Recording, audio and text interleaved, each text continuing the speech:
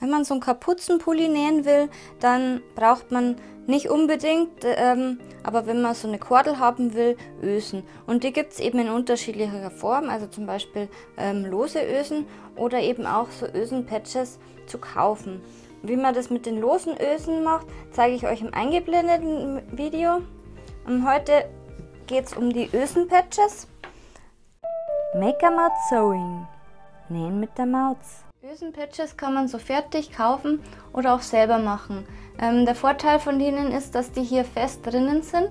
Wenn man sie nur die Ösen quasi ins Jersey macht, dann muss man die noch verstärken, weil eben das Jersey dehnbar ist und sonst würden die Ösen gleich rausrutschen.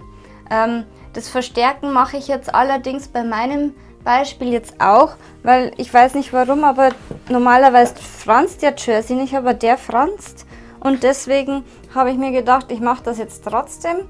Ich habe hier einfach ein Vlies aufgebügelt. Wie ich das gemacht habe, könnt ihr auch im anderen Video sehen, wo ich die Ösen mache. Deswegen habe ich das jetzt nicht mehr gezeigt. Und jetzt markiere ich mir die Stelle, wo ich die Öse haben will und fixiere mir die. Ihr könnt die Öse fixieren mit verschiedenen Möglichkeiten, wie zum Beispiel einen Kleber, Masking Tape oder eine Stecknadel. Die könnt ihr euch zum Beispiel hier reinstecken. Ich stecke sie mir jetzt hier in die Mitte. Da kann der nämlich auch nicht mehr weg. Muss sie natürlich beim Nähen noch halten, weil es kann ja trotzdem ein bisschen sich verschieben. So, ich habe hier schon mein Patch positioniert. Ich habe eine Stichlänge von 2,5 cm eingestellt und die Nadelposition hier nach links gestellt. Und die muss natürlich jetzt genau auf diese vorgestanzte Linie treffen. Und jetzt nähen wir einmal außen herum. Näht dabei ganz langsam und akkurat für ein tolles Ergebnis.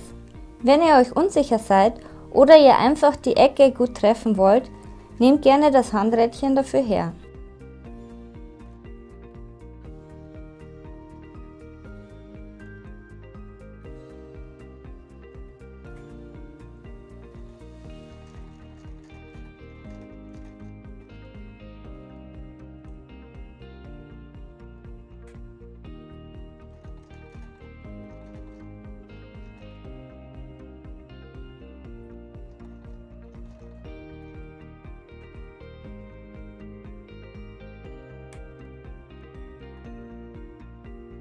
Am Ende angekommen, näht ihr noch ein Stück über die erste Naht, um die Naht zu versäubern. Und so sieht der Ösenpatch jetzt fertig angenäht aus. Jetzt muss natürlich hier noch ein Loch ausgeschnitten werden, damit auch eine Kordel durchpasst. Und dazu gehe ich jetzt einfach auf die Rückseite und schneide hier rein. Hier müsste ungefähr die Mitte sein, das spüre ich auch mit den Fingern. Und dann schneide ich mir das jetzt einfach grobflächig aus. Ich sehe ja hier dieses Viereck, also hier hört der Patch auf. Soweit kann ich auch rausschneiden, wenn ich will. Ihr könnt es natürlich auch rund schneiden, aber so blitzt auf jeden Fall kein Stoff raus, deswegen wieso nicht. Und da es ja versteift ist, macht es ja auch nichts, dass das Loch dann größer ist. So. Und dann ist euer Ösenpatch eigentlich fertig.